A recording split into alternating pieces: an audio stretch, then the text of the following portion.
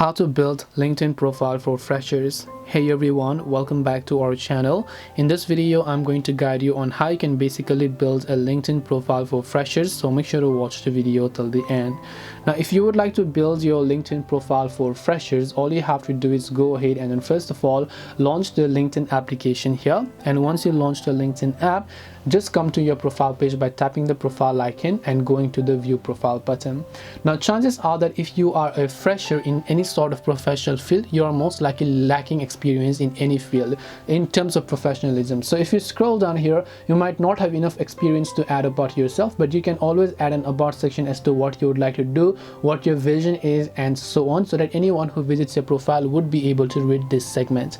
If you scroll down to the education tab, chances are if you're a student and a fresher, you most likely have a very decent educative backgrounds, so you can try to enter those educative backgrounds if you do have them by tapping the plus option.